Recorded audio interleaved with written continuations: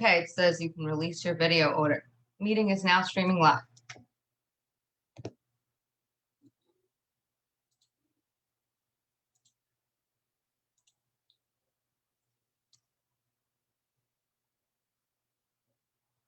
All right, we are live. Hello, everyone. So excited to be here. Jessica Frankel, I'm going to be moderating our panel today. Before I get started, I just wanted to take a moment to acknowledge the indigenous land that we're occupying. I'm talking to you from New Orleans, Louisiana. I'm on Choctaw, Chitimacha, and Homa land. The indigenous name for the city is Obancha. And I would love to encourage all of you, if you don't already know, to take a moment to check out native-land.ca, which is going to be put in the chat, to learn more about the land you're on. And we invite you to comment also and share that. It's so important that we take a moment to acknowledge this. So I also wanted to share, we're going to be posting resources and highlights from this conversation on social media using the hashtag summer combos. So you can follow the conversation on social media, hashtag summer combos. So I will introduce myself. My name is Jessica Frankel. I am the coalition coordinator for the Louisiana Coalition for Reproductive Freedom, or LCRF. LCRF is made up of incredible local, statewide, and national organizations working together to educate, organize, and build a movement to empower activists to ensure and secure reproductive health rights and justice for all Louisianans. It's an honor to be here today moderating this panel with incredible leaders from around the country. I'm so excited to hear from them. Excuse me. We are really excited also to partner with the Womxn Project on this series of panels this summer. That's going to be bringing together leaders from across the country to discuss groundbreaking programs and policies, lessons learned in our work to advance reproductive health rights and justice, and of course, share resources and ways to get involved. This is our first panel that we're kicking off the series with today about expanding access to contraception. Being able to become a parent or add to our families when we are ready is critical to improved health outcomes and financial stability, and essential to building healthy, empowered sex lives.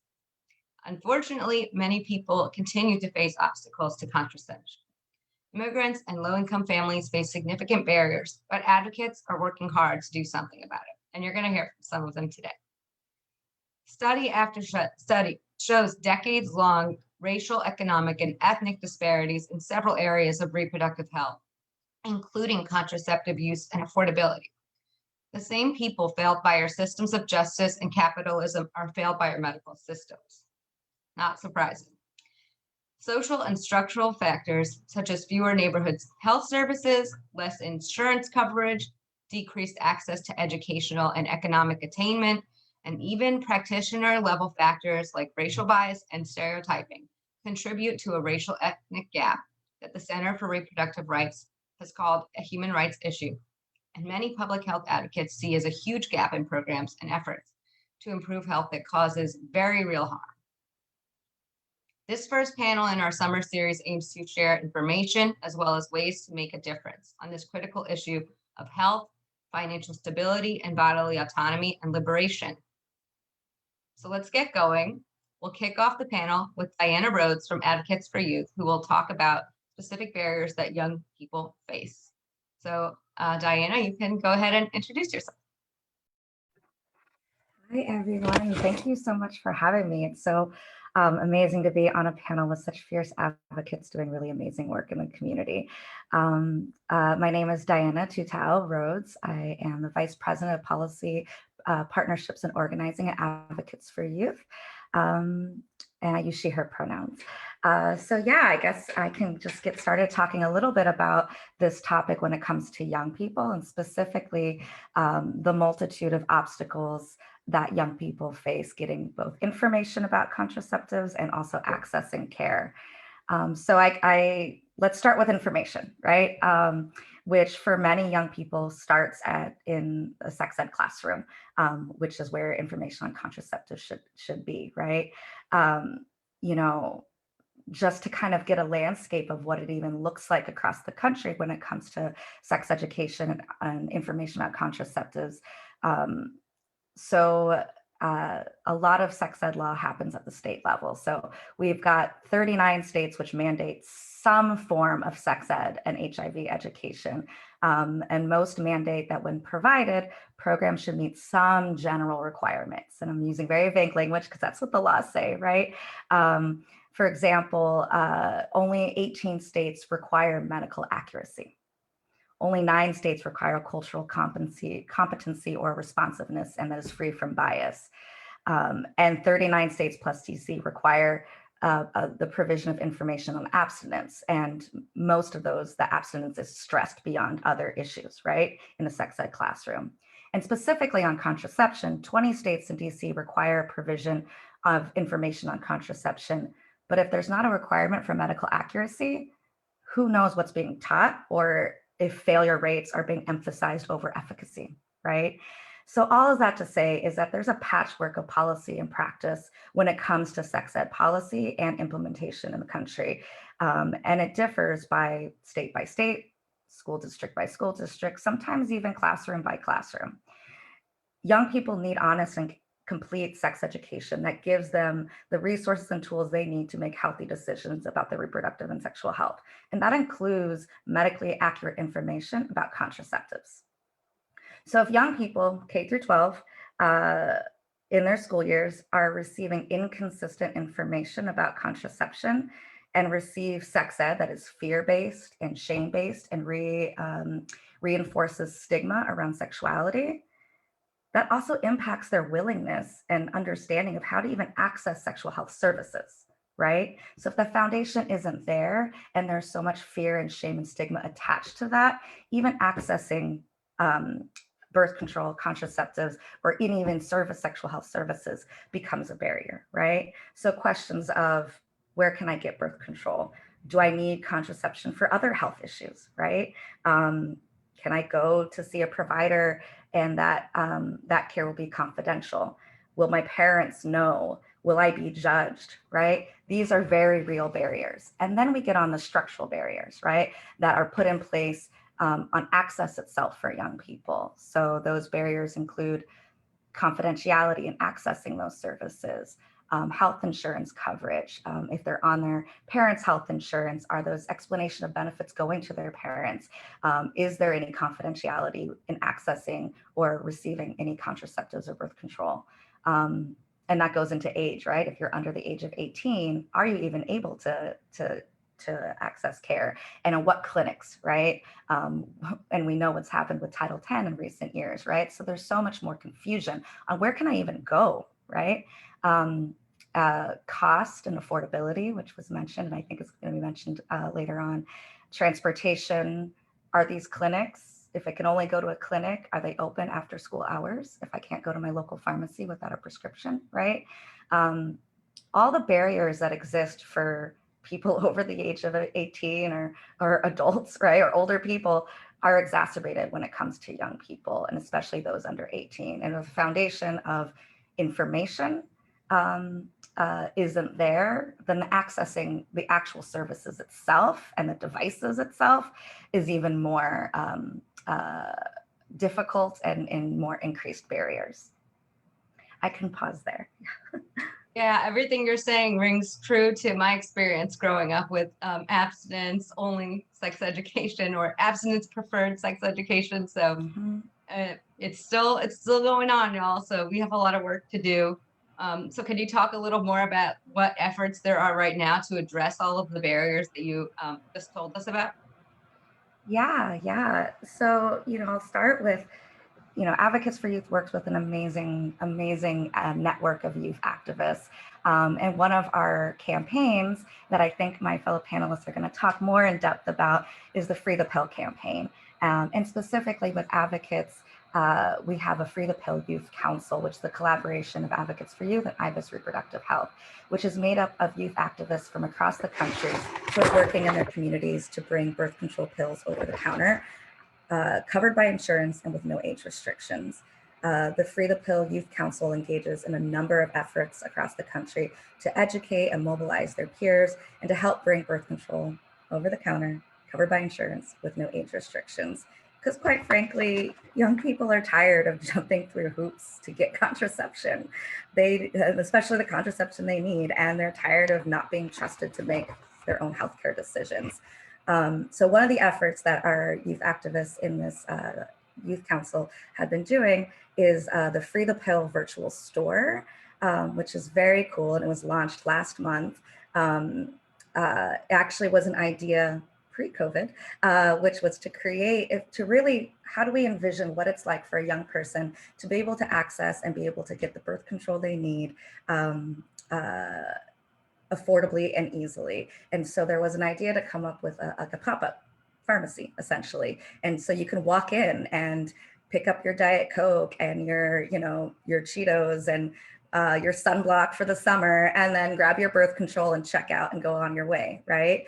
Unfortunately, with COVID, in-person pop-up store didn't happen. And so, I mean, young people are just so amazing that what we did was able to create a virtual store, a VR experience for you to be able to log in and just walk through a pharmacy. And hopefully we can drop in the chat the link to it, because the VR experience is so very cool. You basically walk through, you get alerts on your iPhone about information about birth control. You can really just virtually walk through, grab a soda, grab what you need, grab your birth control off the pills, check out. There's even a bodega cat on the shelf that you can pet if you want, and go about your merry way. And, I think for young people, I think it's so amazing, one, to have this platform, but also to really see visually what this world looks like, right? We get so bogged down in the barriers and the obstacles and what we don't have, to really think about the future and what it could be like to just walk into your local CVS and be able to access, the birth control pills or whatever you need, and in an affordable and accessible way. So that is very cool, the Free the Pill Youth Council. And I think my colleagues are going to talk more about the wider campaign and the panel. But another effort, just to round that out, is recent federal legislation that was introduced also last month. It was a busy month. By Representatives Barbara Lee, Alma Adams, Senators Cory Booker, and Mazie Hirono, called the Real Education and Access for Healthy Youth Act, which would ensure federal funding for honest, medically accurate, inclusive, and complete sex education, as well as providing funding to support linkages to sexual health services for young people, specifically young people who are sexually active. So this is a robust bill that works towards ensuring that young people have the information they need, which includes information about contraception, and then also creating pathways to services that they need to be able to have STI testing, to be able to get a prescription for birth control if they need, right? And so this bill is really exciting because it really does hit those obstacles that we were just talking about, the obstacle of and barrier to access to information, complete medically accurate, not shame and fear-based information, as well as, if young people are sexually active, being able to link them to sexual health services in an easy and accessible way. And so we're really excited also to, with fellow sexual health and youth advocacy organizations, to really advocate and really move this bill forward, including getting more co-sponsors and really continuing the conversation around young people and sexual health education and information. That's amazing what you shared about the virtual reality pharmacy. That's very so cool. I'm gonna have to check that out. Especially the bodega cat. I love that. Yeah, that's the favorite on the staff, is bodega cat. So last question for you is, what can people do to shift the conversation around young people's access, or what are actions that folks can take?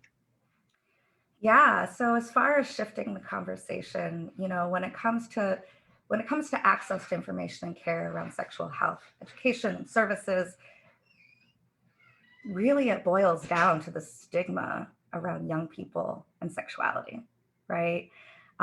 Sexuality is a normal, natural part of adolescent development, and young people should be given the skills to protect themselves, plan their futures. So when sexuality is approached with silence and shame, when sexuality is faced with silence and shame and fear and stigma, young people face increased gender-based violence, increased risk of unintended pregnancy, STIs, unhealthy relationships, bullying, and discrimination against LGBT young people. And so really is having further conversations to remove that stigma, right? Young people are already doing this already. That's the other thing. And so as far as how folks can engage, young people are doing this. They're engaging their peers. They're educating their peers. They're creating really amazing content on social media. They're mobilizing their communities and their allies. And we need to uplift that. We need to uplift and center the voices of young people and the experiences of young people when it comes to their sexual health and access to contraception. So actions to engage, the Free the Pill Youth Council, go to the virtual store, pet the bodega cat, pick up your birth control, join the movement, right? My fellow panelists who are so amazing are doing such amazing work and really kind of engaging in that. And, for young people, see if if contraception is available at your student health center when you're on campus, right? And if it isn't, find out why. Have conversations with administrators, mobilize your peers on ensuring that where young people are at, they have access to the services they need, including contraception. And of course, call your representative to co-sponsor the Real Education and Access for Healthy Youth Act and further the conversation. But I think it all boils down to really furthering these conversations, removing the stigma around young people and sexuality, and really uplifting the voices, experiences, and amazing work that young people are already doing on this issue. Thanks so much. So our next panelist just celebrated a huge win, leading a campaign to pass a bill to improve contraceptive access for undocumented and low-income people in Colorado. We're very excited to hear from Colorado Organization for Latina Opportunity and Reproductive Rights, Carla Gonzalez Garcia. Thank you, Jessica. Thank you, everyone here in the panel. All lovely faces. I miss you all so much, and hopefully one day I get to hug you again. So here in Colorado, we just celebrated yesterday, actually, 2 days ago, celebrated the passage of our bill SB 009, which pretty much creates a state program in Colorado under Medicaid for undocumented people to be able to access contraceptives, as well as the giving of 1 year supplies of contraceptives for anyone that is eligible under Medicaid. So this was, honestly, in my head, this is going to be a 2-3 year campaign because all the things that we have been experiencing with the pandemic, then we had a budget, a crisis budget in every state in the country. But then with the rescue plan, we were able to kind of organize within the legislative, have a legislative strategy so we can tap in our networks, our relationships, so we are able to then have the support that when money opened up in the state because of the money that was coming here from the rescue plan, so we would have some money to create this program. Because that was the biggest thing, to create an infrastructure in the state. So why we did this? Why? So here, I think that there are very similarities that our undocumented folks face in the country. Like, for example, obviously, we do not have access to healthcare, correct? Latinx folks, we do not have, unfortunately, a lot of times accessibility to care. A lot of times we lack of insurance, and for undocumented folks, it's even worse. Just in the state of Colorado, around 30% of immigrants do not have insurance. And then when you talk about people with proper documentation, then it's higher the rate. And also to throw the years, unfortunately in Colorado, people, Latinx folks, were actually leaving Medicaid. And this is for after 5 years of the Trump administration creating, fears for our folks in mixed status families to access care. So even if families or people were eligible within mixed status families, people were afraid to access Medicaid or to access healthcare because they were afraid that that would like jeopardize their family member to have at some point their immigration status change. So all these things, unfortunately, had put a lot into our communities. It was hard to see a path, correct, during those years for our communities to access care, basic care, like for example, the ability to manage your body, to be able to like control your body, to be able to control your pregnancies, to plan your pregnancies, correct, or your family, or how many pregnancies you want to have. So, and here in Colorado, as many other rural places also in the United States, our undocumented folks also have other barriers like transportation. A lot of times in rural Colorado, a person has to drive for 2.5 hours in order to get to the closest clinic. And there is, like Diana was talking about, for example, Title 10. Actually, in Colorado, like many of those Title 10 clinics closed. And so we have what we call, or what is called, the contraceptive deserts. Around 300, I think it's around 10,000 people here in Colorado do not have access to any contraceptive because of like how isolated they are in their communities. And like when they do even like a more in-depth analysis, is around 300,000 people. So like for us, it was imperative to make sure that accessibility to contraceptive is for like at least in those small communities where there is a tiny little clinic working, because a lot of times like the Title 10 clinics are not in every county or like in every city or towns in the state. So those little communities that have that provide whose providers, you know, accept Medicaid, now they will be able to have that. So now people will be able to go to those clinics and access contraceptives. The other thing that we talk about is also language barrier. For a lot of our communities, and here in Colorado, most of our immigrant communities are Spanish speaker communities. And we still have the influx of African immigrants here in the state, in other areas in Denver, but is still mostly Spanish speaker communities, and there is no translators, there is no interpreters. So the fact that there is still like a lack of cultural competence and linguistic competence services, it is a huge barrier for our communities, correct?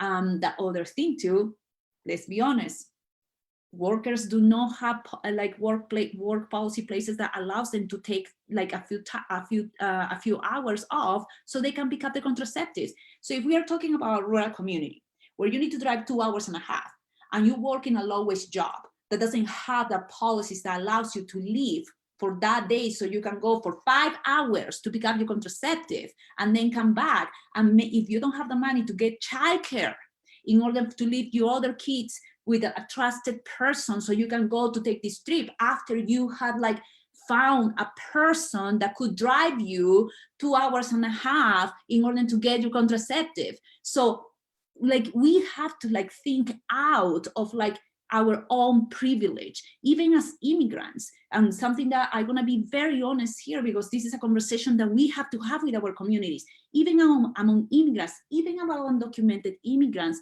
because a lot of times Denver how Denver centrism, you know, works here is that our undocumented folks, sometimes they can access to some clinics and some services, but doesn't happen in our rural communities. And there was some pushback from our undocumented communities living in urban areas about this bill. So it's like it's something that we have to be honest, and that we need to talk to our communities, because if we don't work and we don't have those honest conversations, how then we are going to talk, how we are going to achieve collective liberation when we are just thinking about what is going to be convenient for me but not for others that are in different circumstances. So those conversations has to happen even within our communities, and those are courage conversations that we have to start, because otherwise we are not doing the service of community, but we are just like perpetuating oppression within our own communities. So all the things, correct, within all these social political contexts, geographic like political context, correct? Because we are talking about rural communities around the country, you know, and so we were like, okay, we just need to start with infrastructure. So then, little by little, we can put more services to the goal, or with the goal that in a few years, we can have all the reproductive health services and more medical services that our communities need in order to thrive. Because even in the maternal mortality crisis happening, and how in Colorado, indigenous women are 4 times more likely to die during birth. So here in Colorado, like still, we are not doing enough. We have just recently, Elephant Circle, our Promising Elephant Circle, have passed an incredible package of like birth justice bills that was like, oh my gosh, incredible, and first in its kind, correct? And that is gonna help us to keep pushing the information on how contraceptives actually help also maternal care, maternal health. And we need to talk about those connections because people do not understand a lot of times. And when our undocumented communities having premature births here in Colorado, we need to talk about the accessibility to contraceptives so they can manage their pregnancies, so they are able to manage their bodies. So I think I'm gonna pause there. I've been talking a lot, so thank you. Thank you. I wanted to I know y'all both had mentioned Title 10, so I just wanted to explain what that is for folks in the audience who might not be familiar.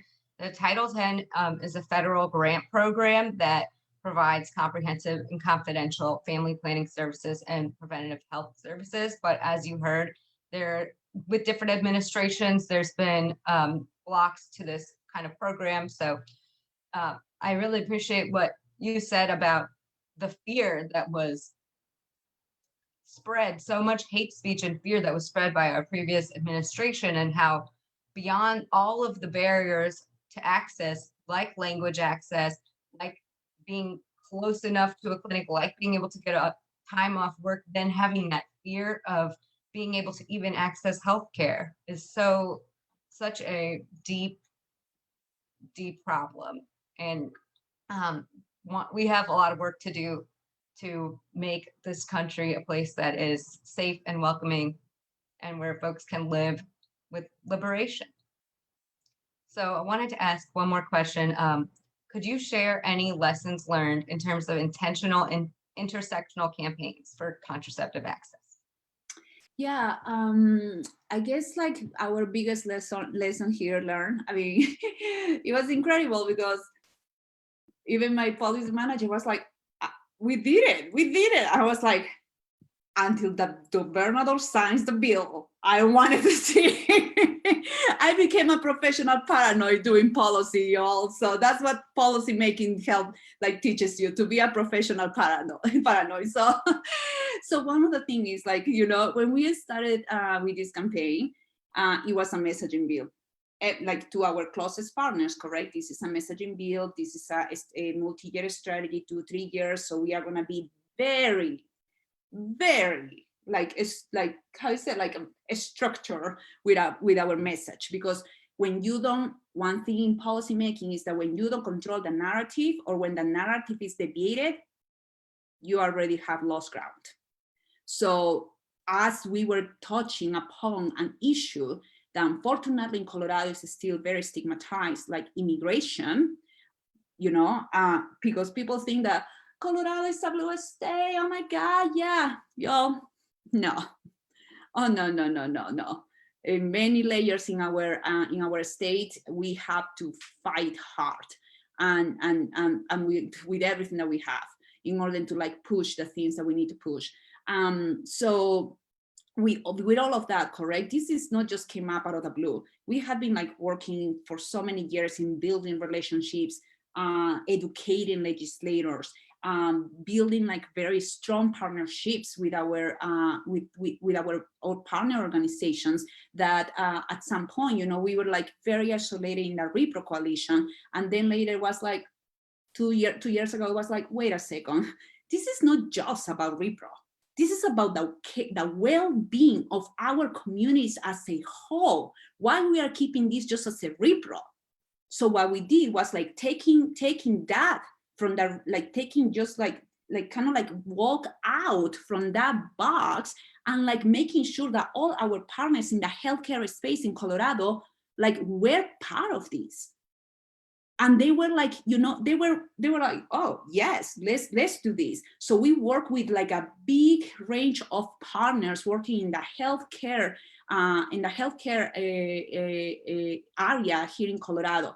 Immigration, our partners were still the Colorado Immigrant Coalition that was incredible, like helping us, the Center for Health Progress that does immigration and healthcare, you know, like trying to like, we can't just like be in a little corner, in a little tunnel vision about what we are going to do. We need to create those those relationships with other partners, because at the end of the day, this is about healthcare, and we are still trying to separate things, and that is not okay, because that's not going to take us anywhere. And that's what we saw here, that when we were like strategic about creating those partnerships, very transformative partnerships, because we work with those folks for like last couple of years doing amazing things in the state for healthcare, then things start working out.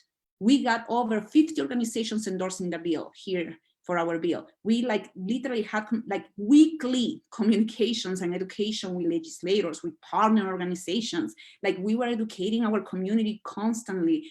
Like, and one of the things that also helped with this is that when we were talking, you know, when we were once again, like with the concept of this bill, we knew that, you know, Denver area, you know, like urban communities have access, some type of access, correct, of contraceptive, because it's just like more concentration of clinics here.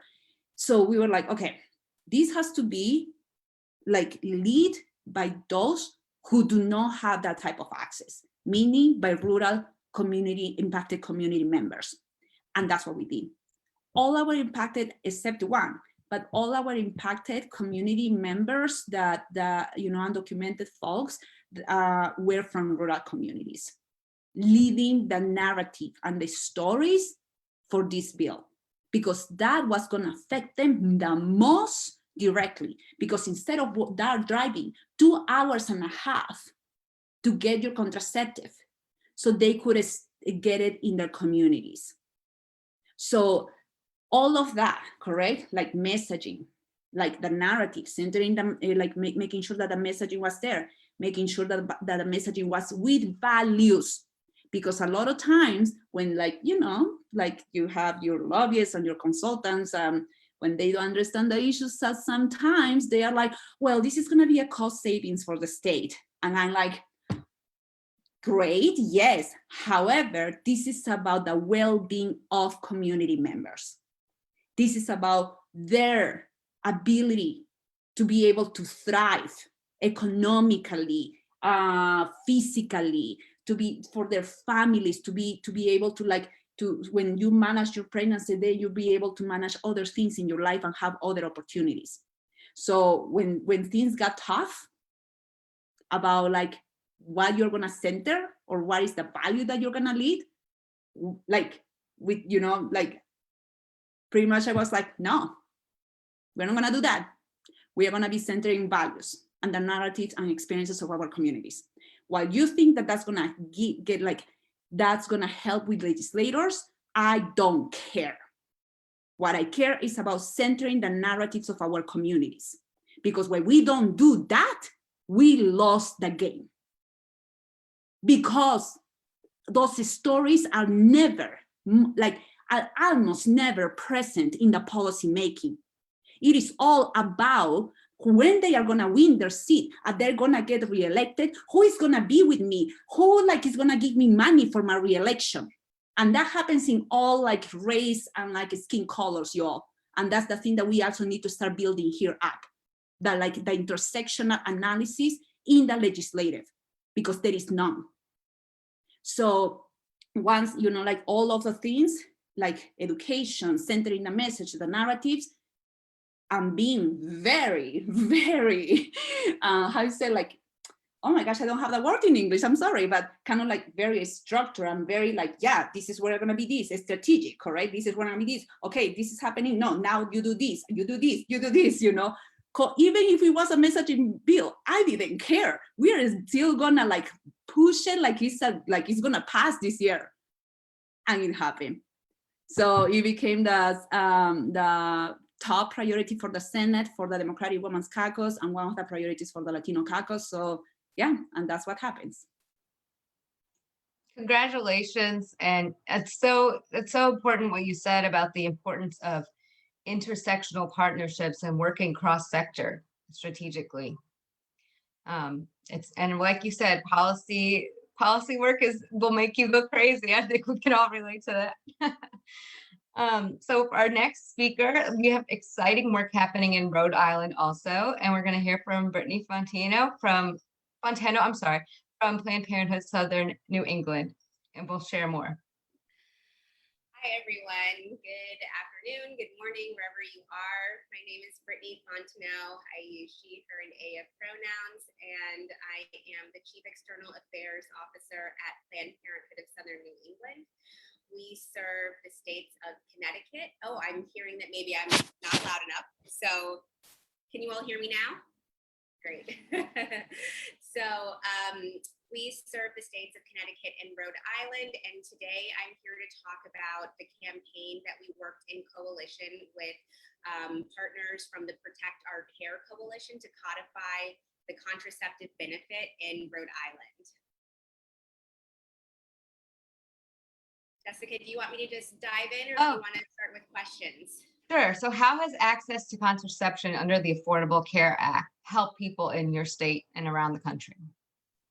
So this is such an important question, and I'm actually going to start off talking about around the country first and then zoom in on Rhode Island. So the Affordable Care Act, or the ACA, or Obamacare, so many different names that we can call it, has provided historic levels of healthcare coverage with fewer barriers in this country. Thanks to the ACA, 20 million people who were previously uninsured gained access to healthcare insurance. The ACA dramatically increased access to sexual and reproductive health care and saw the largest expansion in access to women's health in a generation. Thanks to the ACA, more than 60 million people now have access to birth control with no out-of-pocket fees. And I'm sure that many of you all know, and especially at our work at Planned Parenthood, barriers to care is something that really impacts people's lives and their health outcomes. And we know that cost is prohibitive for many of the healthcare procedures and services that we see at Planned Parenthood. And so the ACA really helped to make sure that we were expanding access and taking away one of the biggest barriers to care that people have. Thanks to the ACA, more than 60 million people have access to birth control now with no out-of-pocket fees. And the most important piece about this is that the ACA guarantees that private plans cover 18 methods of contraception. It's so important that people have the full access to contraceptive methods that have been approved by the FDA so that they can make the decisions about which method is best for their bodies, for their lives, and for their futures. I would just want to say that this is particularly important because 99% of sexually active women have used contraceptives at some point in time in their lives. And approximately 60% of women of reproductive age currently use at least one birth control method.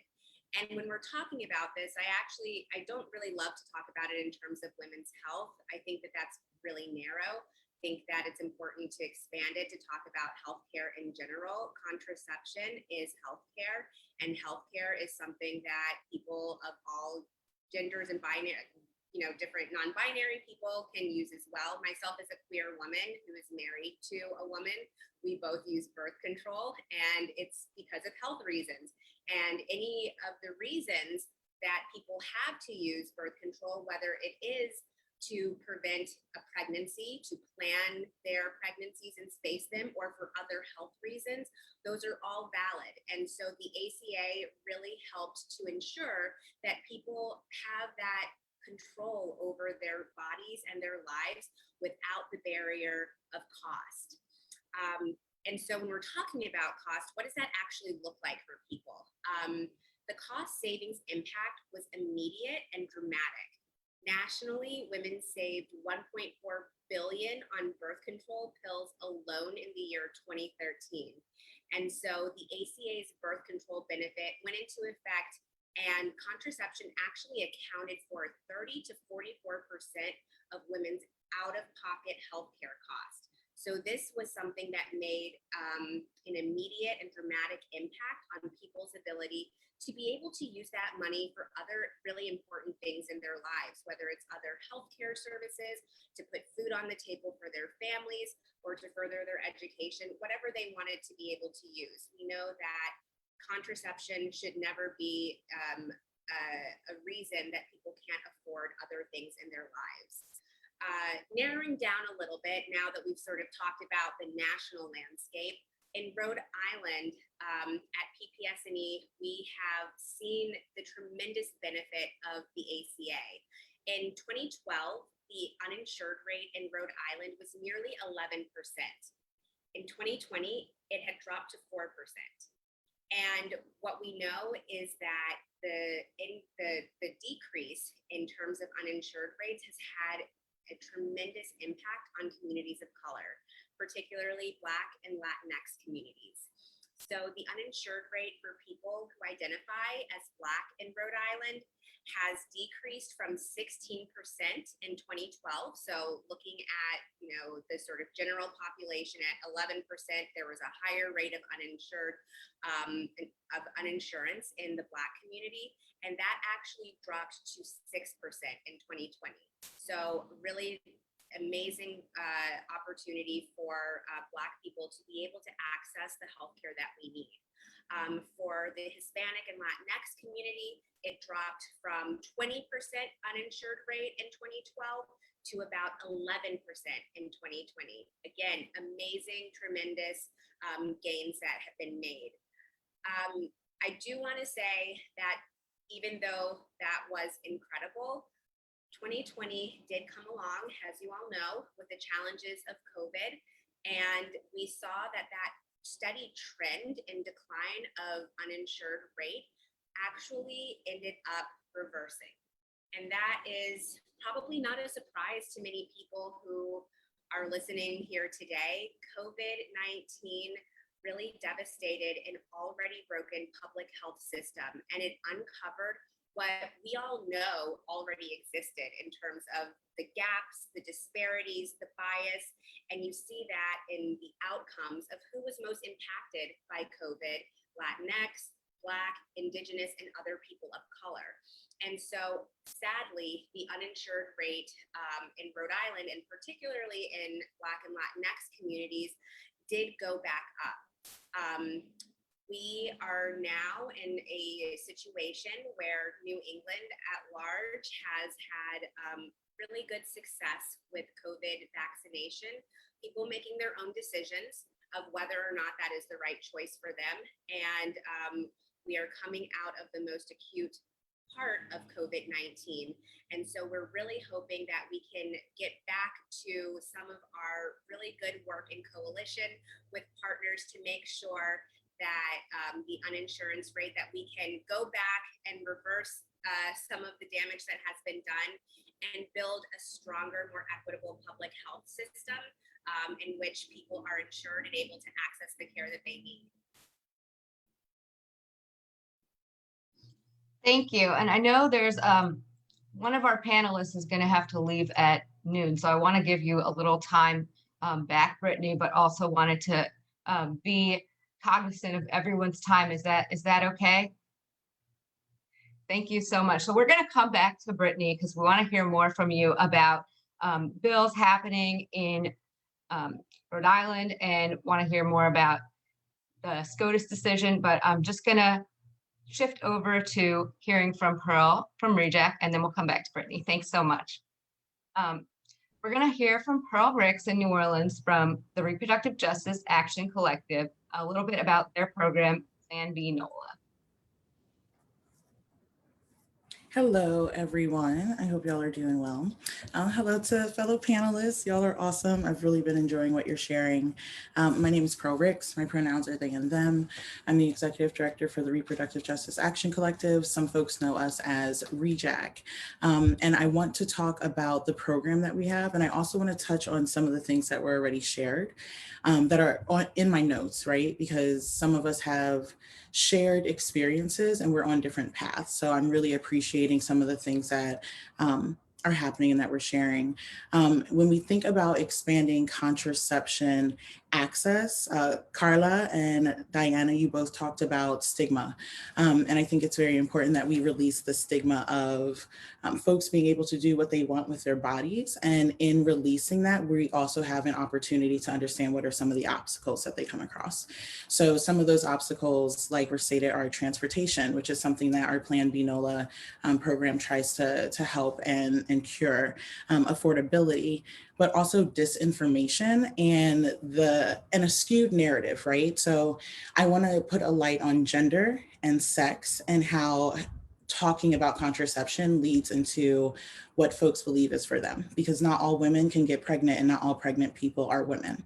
So when we're thinking about contraception, when we're thinking about whether it's birth control, if we're thinking about EC or emergency contraception, if we're thinking about vasectomies and furthering research on what they call the male pill, but really is a pill that's geared towards controlling sperm versus controlling, ovarian release and whatnot, we can really broaden this conversation. I think welcome more people into it and be real with each other. So I wanted to take the space to honor that there are trans folks and non-binary folks and gender non-conforming folks that use an array of contraception, and that's perfect if that's what they choose for their bodies. And our goal here is to make sure that they have access to that.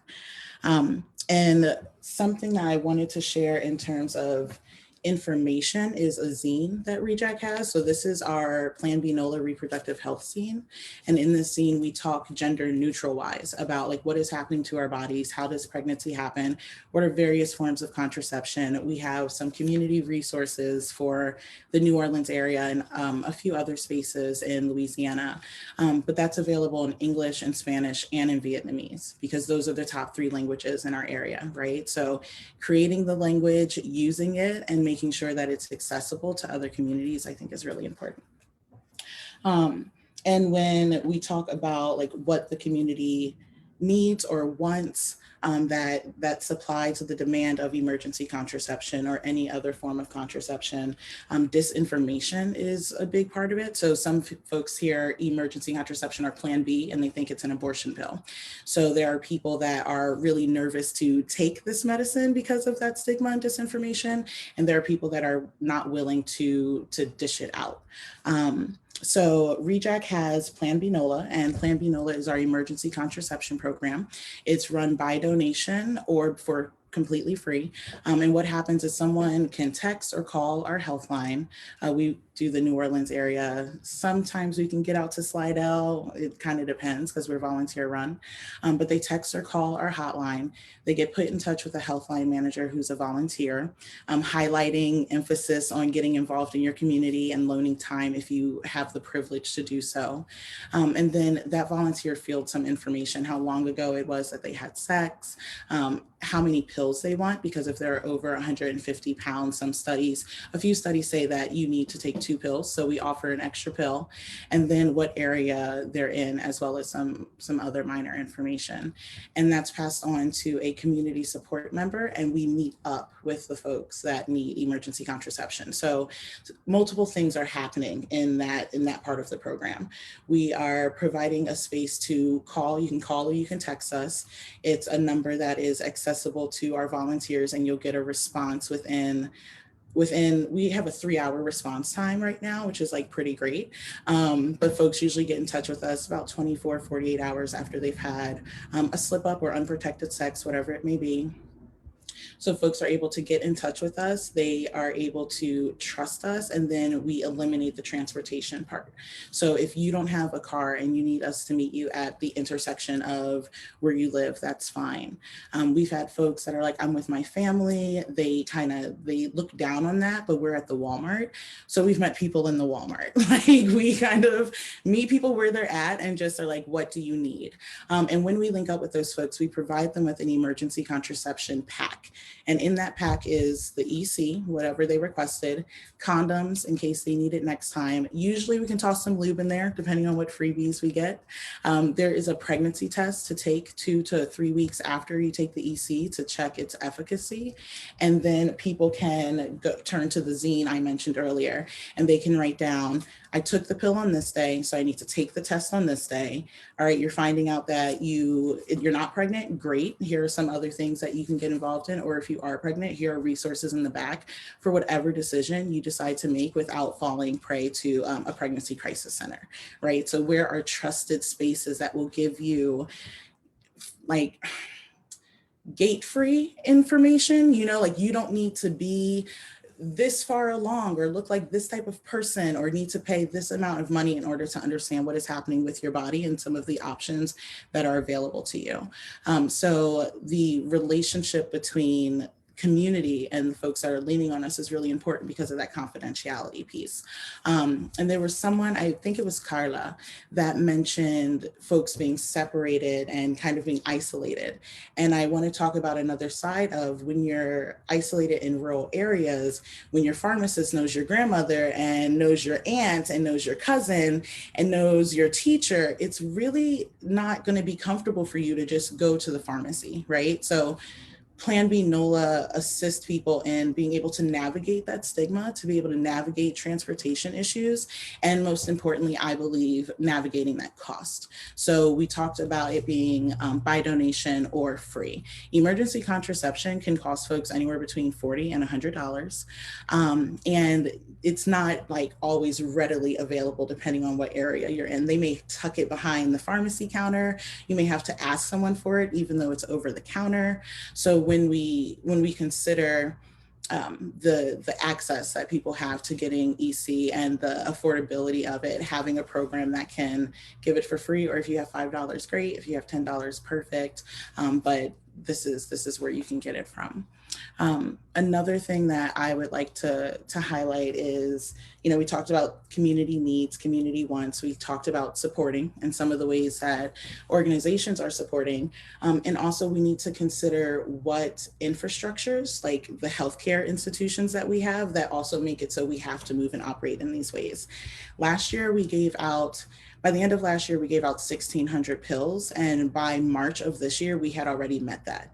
So we can expect that we're going to be giving out 4 times as more than we did last year. And with the election of 2020, we really started to see a spike in folks hoarding. And when we look at those actions and what folks have to do and go through to access that, we can tell that there's not enough supply for the demand, at least in a way that's truly accessible. So when we think about Catholic hospitals, we have folks that get out of the hospital and then contact us because Catholic hospitals won't write prescriptions for emergency contraception. That's a big issue. Like, we need to consider that. And then we need to consider what parts of our communities are taking on that weight and being able to leverage it, because it's a lot. It truly is a lot. We have coroner's offices calling us for donations because they handle stuff like that for entire parishes. Why is there not a budget? Why is there not a line item? And Carla, I'm so in love with some of the things that you've been talking about in terms of the funds are there, but are the values there? Like, that money is there. Those resources are there. The ability for us to partner across community to policy to legislative to whatever it is there, but are the values there to move it forward? So yes, I want folks to think about all of those things, and also to explore the intersections that people are talking about here, to explore the intersection of immigration and emergency contraception, or contraception in general, class, race, gender, explore that, and then become active in sewing together the gaps. You can volunteer, you can donate to organizations that are doing this work. You can share information freely without gatekeeping. Can you translate something? Fantastic, please do that, find a way. And for folks that need things, I really want to encourage you to push organizations like REJAC and RJ organizations and criminal justice organizations, whatever it is, push us to show up in ways that matter for the community, because we are also better positioned as groups to support individuals. So how do we lean into that? And I feel like it's really important that we show up in ways that resonate with the folks that are around us. And then, lastly, show up for that policy stuff, you know what I mean? Make that rah-rah, because it's almost like that glass ceiling. We can change as much as we want at the grassroots, at the community level. And also, if there is a policy, if there is a dome, if there is something that prevents us from growing and reaching towards the liberation we're going for, we're going to hit against that every time. So I truly believe it's important that, just like this panel, we have a wide array of different folks that are coming to the table and discussing the things from their community, and that we take a minute to stand up and share, and we also take a minute to sit down and listen so we can understand how to help folks get contraception, whether it's emergency contraception. Through our partnership with Crescent Care, we can connect people with PrEP and long-term birth control. So what is it in the conversations we have that let us know how we can show up more? I'd like to leave y'all with rejacnola.org, which is our website for the entire organization. planbnola.com is our website for our emergency contraception by donation or free program. And you can also find the zine on both of those sites in English and in Spanish. It should be up in Vietnamese very shortly. And we have Can I Get an Abortion in Louisiana.com in case, the EC doesn't work. So, or you would like to share it with anyone, So thank you very much, Jessica, for ensuring that I can share this information with folks. Thanks for telling us about these amazing innovative programs. I love the website, Can I Get an Abortion in Louisiana? Just so straightforward, and people have that question, and it's one place they could go for that information. And one thing I would like to highlight, on the REJAC website, either on the REJAC website or the Plan B NOLA website, you'll find a toolkit. So what we did in the beginning of this is we wrote out every step of how we created this programming, because we found that other folks wanted EC networks.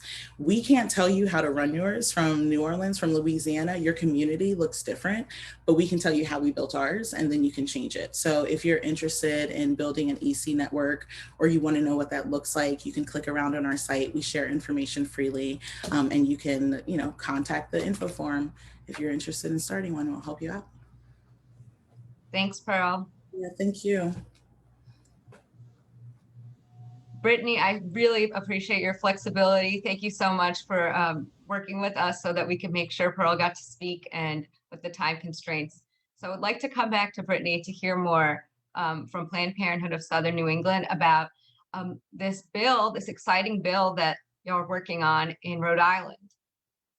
Yeah, thank you. Well, first of all, thank you, Pearl. It was really great to be able to hear all of the important information that you had to share. So I was happy to take a break and just put my listening ears back on. So now to talk a little bit about some of the work and what we're up to in Rhode Island. So there is legislation right now in the Rhode Island General Assembly that would actually codify the ACA's essential health benefits and consumer protections in state law. And so what that means is basically whatever happens on the federal level, and we all know that healthcare access is always under attack, especially the healthcare access that is most important to communities that are oppressed and have been minoritized. And so whatever happens at the federal level, in the state of Rhode Island, if we were to pass this legislation, these benefits would be protected for all Rhode Islanders. So this is incredibly important. What we have seen is that the ACA has survived multiple rounds of court challenges at the Supreme Court level, including 3 major cases, one that is very recent that I'll talk a little bit more about in just a moment. And so this year, we have been working very closely with our coalition partners in Protect Our Care and our champions in the State House. So Rhode Island Senate passed legislation that would codify the consumer protections of the ACA in state law, including the birth control benefit, which we know is wildly popular, not just in Rhode Island, but across the country. Specifically, the House has actually passed a bill for the past 5 years that has protected and would seek to codify the ACA consumer protections. What we need now is for the House to act. And so what we are seeing is that there are sort of two pathways forward. The first one would be that the House could pass the bill that the Senate has already passed this past February. The second path forward could be for the House to vote to pass House Bill 5441 for any of my Rhode Island people that are out there. This has already been heard by the Committee on Health and Human Services. So I want to just take a moment to really thank the champions that we have in the Senate that have been working for many years to make sure that they always hear this particular bill and that they always vote to pass it. And there's a couple of things that people can do now. One of the most important things is to really make your voice heard and ask the House Speaker to go ahead and move on this bill. That is something, an action that can be taken today. And I just want to say that we know that the birth control benefits that are afforded by the ACA are incredibly popular across the country. And the pandemic proved that we need more access to healthcare, not less. So this is one of the most important things that we can make a move on immediately. The time is now basically to protect access to contraception in Rhode Island state law. Thank you for that. And, it's so important, folks, to get involved in your state legislature, because the bills that come out of state legislatures, they often get replicated in other states. And sometimes they go to the Supreme Court, like we're hearing about now. And actually wanted to ask you, Brittany, to tell us a little bit about what is happening on last week's decision from the Supreme Court and what that means for the Affordable Care Act. That's really important. I just want to circle back really quick on your point about being active on the state level and in local politics. A lot of people, it's our national elections, they're really big, they're really splashy. People get involved in that, but then forget about so much of the important stuff that happens on the state level. And our opposition has not forgotten the state level, right? That is the long game that they've been playing. That is what we are seeing right now, is the end product of really decades of work that the opposition has put in, literally to, at the point of school boards, right? Like sex education, things like that. And so I just want to really lift up and emphasize the importance of being really involved in your community, in your local politics, and making sure that we're setting an example that can be replicated, rather than having to be at the point where now we are actually fighting against these national attacks and state level attacks that are coming over the country like a tidal wave, basically. So one of those attacks that we're talking about is the consistent attack on the ACA. Last week, we did have a decision that came down favorably from the Supreme Court. So we are, I would say, excited about the decision, obviously, but really concerned that this is something that is still being even litigated, right?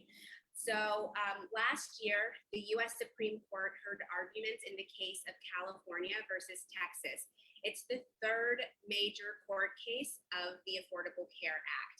And so the case was brought by a number of Republican state attorneys general, and no surprise, backed by the Trump-Pence administration, despite the ACA's overwhelming popularity and the need to really work on expanding access to healthcare during a global pandemic. Surprisingly, in a 7-2 ruling, an overwhelming majority of the court dismissed the challenge and concluded that the plaintiffs had no standing.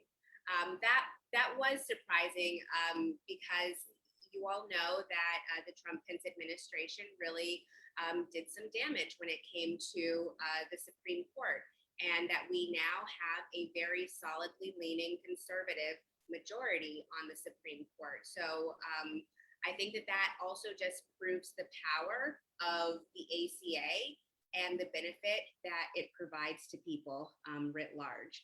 So the ACA has come under attack since it was passed in 2012. I'm sorry, in 2010. And more than 11 years later, it has survived these 3 major Supreme Court cases, and it has outlived a series of disastrous attempts to have the law repealed or substantially changed. We know that support for the ACA is at an all-time high nationwide. Most people, about 55% to be exact, according to a recent Kaiser poll, hold a favorable view of the law. And while politicians continue to attack our healthcare, the ACA remains the law of the land. I'll never understand why it's controversial for people to have access to healthcare. It's so elemental. So everyone in the audience, I mean, this is the kind of things that we're fighting for. It's just basic access, and just there's more in addition to everything that Brittany talked about. There's even more. Change doesn't just happen with bills and laws. So we're also going to hear about some efforts, a critical long-term effort to shift and obtain the way people obtain birth control, from the hashtag Free the Pill campaign to make oral contraceptives over the counter. And it's important that we make sure people are counseled on all of their options and that their specific needs are met and respected. From the reproductive justice perspective, that also means ensuring that no one is coerced to use a specific method that does not fit their needs. It's not a one size fits all. And to ensure cultural competence, cultural humility for health providers, and address financial obstacles to getting or ceasing the use of contraceptive methods. We're going to hear from Monica Simpson from Sister Song to talk about their OC's OTC working group and the hashtag LARC Principles program. So Monica, please introduce yourself. Hey, peace everybody. My name is Monica Simpson. She, her pronouns, and I'm the executive director here at Sister Song, coming in from Atlanta, Georgia. Today, Hotlanta, as we're also known as, and it definitely is hot here today and humid, but really, really excited to be on this panel and to have been in this conversation today. There's just so much amazing work going on all around the country, and this was just a reminder of just how connected we are and how necessary the work is. So thank you.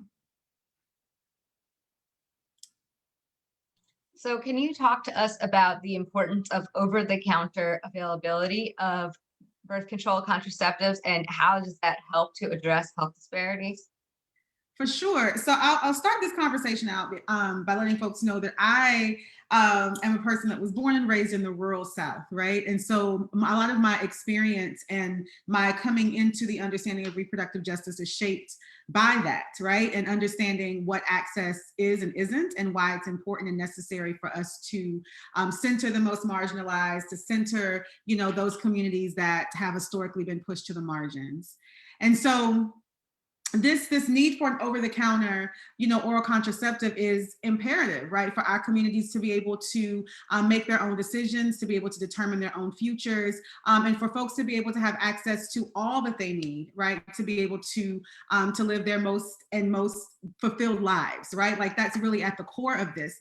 And this Free the Pill campaign has been a campaign that has been, you know, led by amazing reproductive health rights and justice advocates for quite a few years, that has been really advocating and pushing for us to have an oral contraceptive over the counter that is available to all, that doesn't have the age restrictions, that makes it available for everybody, right? Because again, I think it was Brittany who was talking about the impact of COVID and how this just really just, lifted the veil of what we already knew was happening. And so what we do know is that, communities of color, unfortunately, continue to suffer the most, right? And we know, like in states and areas and regions like the South, where Medicaid expansion is still not a reality for us, where we're still battling, for comprehensive sex education, like the ongoing fight for reproductive justice just continues to dovetail us into this conversation around the fact that we need more access, not less, right? At the end of the day, it's always about more and never about less.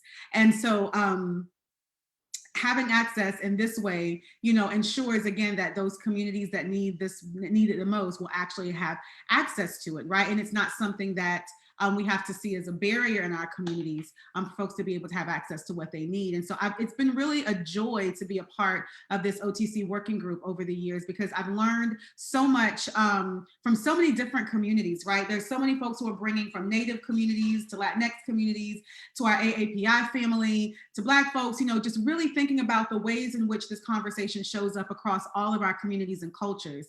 And so to be able to have learned so much over these years about the ways that people talk about sex or not and our bodies, and what have been the roadblocks for folks in this conversation, the historical backdrop to this conversation has been really beautiful. And all of that was taken into consideration as we were thinking about moving this campaign to the forefront and pushing the Free the Pill campaign, out to the masses. And so I think that's one of the things that I've enjoyed the most about this work. And I think that's what makes this reproductive justice approach to over-the-counter oral contraceptive so important and necessary, because it is always about centering our stories, our communities, and what's most at stake for those folks who are people of color in this country. So can you tell us a little bit more about the OTC working group and the Free the Pill campaign you're working on? Yes, so it's really fun. So if you all have not gone to the website freethepill.com, I think it's .com. I'm always on it and I don't know what the end of it is. But it is an amazing site that gives you so many different resources on what the pill is, what this campaign is. But this has been a long-term campaign. This is not something that just happened overnight. This has included, activists at the table with researchers, with, healthcare providers, actually all coming together to think about what a more holistic approach to an over-the-counter oral contraceptive would be, right? And what it could be for our communities, and not led by pharma, not led by, a lot of the, players that usually come to the table in these conversations, but led by community and led by community experience and community need. And so that's what this is really about. And the Free the Pill campaign is the outwardly facing piece of this work that is really engaging community, educating community, and bringing more folks into the conversation and giving people an opportunity to find a way to advocate with us on this issue as we're moving this oral contraceptive over the counter. When we think about, what Pearl was just talking about with the EC work, that work, right, took many, many years, right, to get to a place where, emergency contraceptive was actually available over the counter. And so we're actually following in the footsteps of that work, to be quite honest, and thinking about, taking very intentional, very slow, very, again, community-centered steps about how we move this conversation forward. And EC has, again, given us a beautiful blueprint to be able to do that. And that's now what we're doing with the over-the-counter oral contraceptive group, as well as the Free the Pill campaign. Exciting stuff. And just, we're all hearing about the importance of community-led work. That's something that's really coming through as a theme, and how the community needs to be at the driver of the work, and to share their experiences with legislators to really make an impact on, let them know what they need. So it's not coming from a top-down perspective, not coming from pharma or from, these folks who are just at the federal level. And you're, like Brittany said, the local politicians are so important too, because those are the ones who actually know the community and are in the community. Yeah. So I wanted to ask, as we're pushing for programs that fund access or help address different challenges, how would you like folks to know and consider about principle provision, and what are the LARC principles? Why did Sister Song and National Women's Health Network launch that initiative? For sure. This is also a piece of work that I'm incredibly proud of, and it has had so much impact, more than what I think that we even anticipated it having. But we knew it was something. It was a conversation that needed to be had. And so when we think about access to contraception, we think about it again in the most holistic sense. Like we're not just zoning in on one particular method or advocating for one method over the other. It is about making sure that people have access to the information, education necessary to look at all of their options, right? Because this is about the human right to be able to self-determine, right? And so if we want to be able to self-determine, that then means that we have to have access to all of the options in front of us. And we should be able to then make our own educated decision on whatever that option is. And we should not have to be coerced or pushed or pressured into moving in one direction or the other. And that has just been something that communities of color have had to battle historically for decades, right? The ability to be able to make our own decisions, but to also have to push back against, very coercive practices and very harmful, violating, things that have happened, on the bodies, right, of Black and brown people in this country. And so for us, when we were, as we were in this conversation about contraception, and there was a huge push a few years ago, and in particular, right, when we think about this in terms of a timeline, where LARCs were like taking center stage, right? Long-acting reversible contraceptives, everyone was like, this is the holy grail. We are ready to go with it. And LARCs are amazing. Let me be the first person to say that. LARCs are necessary and a part of the plethora of options that people should have access to when being able to think about the contraception that they want to choose. However, again, if we think about history, if we think about this country, when we think about all of the things, right, in our bodies, right, to move towards one particular method over the other for us was bringing up some red flags, to be quite honest. And so Sister Song and our partners over at the National Women's Health Network came together to start to talk about those red flags. It's like we have an opportunity to insert, another narrative here for us to create what we like to call in our culture shift work, like cultural intervention, right? To help people understand the fullness of this conversation, not from the yay, we found the holy grail but how does this actually look, work, feel for community, right?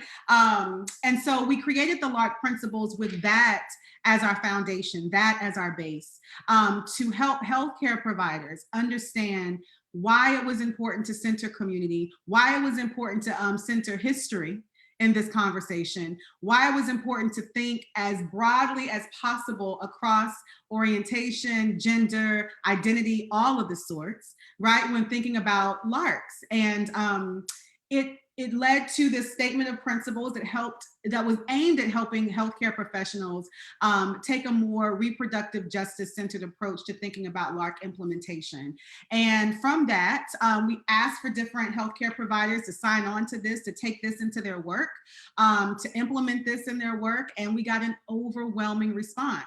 And the impact of that continues to grow. I think there's hundreds of different physicians, healthcare institutions that have signed on to this LARC statement of principles, and they continue to use it in their work today. And so that work, I think, continues to help us ground ourselves in this conversation around contraception that will continue to grow, right? As science grows, as the world grows, right? As we think about what's necessary for us to be able to have the reproductive freedom that we're all working so hard towards, that this particular LARC statement of principles help to really ground us in moving from a reproductive justice centered approach. Thank you so much, Monica. Sure, yeah. There's so much information, so much amazing information from all of y'all have shared today. We have a couple of minutes now for some questions and discussion. So I know there are comments coming in, and I'm going to be texted questions if there are any, but just want to give a moment for those questions to come in.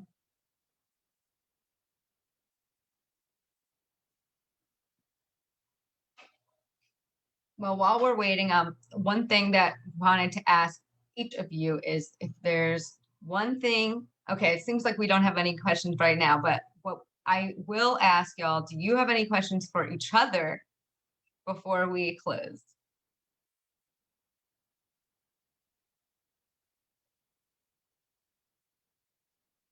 No pressure. Okay. Well, we did want to give time for you all to share if there's a short action people can take or a resource that you wanted to give another plug for to keep people motivated and stay involved with your work. We can give a moment for that. I would love to start off and then very curious to hear everyone else's actions that people can take. So if you're in Rhode Island, I have a couple of actions for you, and then I have actions that everyone, no matter where you live, can take. So if you're in Rhode Island, I would say, as I mentioned before, Planned Parenthood, we're a proud member of the Protect Our Healthcare Coalition, which is leading the fight to codify the consumer protections of the ACA. And so if you are interested in supporting this effort, you can follow the coalition on Facebook, on Twitter. You can also follow Planned Parenthood, PPS&E, at PPS&E, or at PPVRI. On Facebook, Twitter, Instagram, we have action alerts. We really try to make sure that we are involving the community every step of the way in this endeavor and all of the work that we do. And then when I'm thinking more broadly about actions that people can take, I have just a couple of things to share. We need to build upon the ACA, right? It is a good first step forward, but we need to continue expanding sexual and reproductive health care. And so we are encouraging people across the country to reach out and really make their voices heard to the Biden-Harris administration and to Congress, because we have work to do to end the Hyde and Helms amendments. We know that these are policies that are racist, outdated, and have no place in our world today. We need to overturn the domestic gag rule. This is going back to the Title 10 conversation that a couple of people brought up earlier, making sure that Title 10 providers across the country, including Planned Parenthood, can continue to provide affordable birth control, preventive care, and other family planning options. We also need to make sure that we're continuing to select SRH champions for critical federal agencies and federal judgeships, right? This is not just, we can't have SRH siloed into certain places. We need SRH everywhere. We also need to address the maternal mortality crisis that is impacting women of color, particularly Black women, at staggering rates in this country. And then the final thing I will say is that we need to reckon with systemic racism, particularly anti-Black racism, injustice, and state-sanctioned violence in this country, with serious action-oriented steps that can move our society toward equity in healthcare and beyond. Thank you, Brittany. Such a powerful call to action. And we have so much work to do to get to really fight for real equity and lift up those who are marginalized the most by our systems of structural oppression, and just appreciate everything that you have shared with us today. I don't know what else to add to that. I think Brittany hit every single thing that we need to do, which is a blessing. I think that's great. The only thing I would add to this, it is, as a creative, I think it's really important for those of us who are organizers, cultural organizers in particular, artists, I live by the quote of Nina Simone that says it's an artist's duty to reflect the times. And we need as many people who across different mediums of art and culture work to really help to push new narratives and to open up new stories and to really help to create the foundation, kind of like to undergird this work that we are all, fighting for across all of our different states, all across this country. It really does take the artist's voice and the artist's eye, in my opinion, to help really illuminate what's happening in the world. And so it's my call out to all of my fellow creatives out there who are watching. And even sometimes in doing this work, I creativity kind of gets pushed to the bottom. I want to encourage you to unleash that and to bring that to the forefront, because it is the most revolutionary thing that we can do to create the world that we want to see. And I want to see liberation with all y'all in our lifetime. And I think that we're going to have to create that. So that's my call out to you all today and my call to action.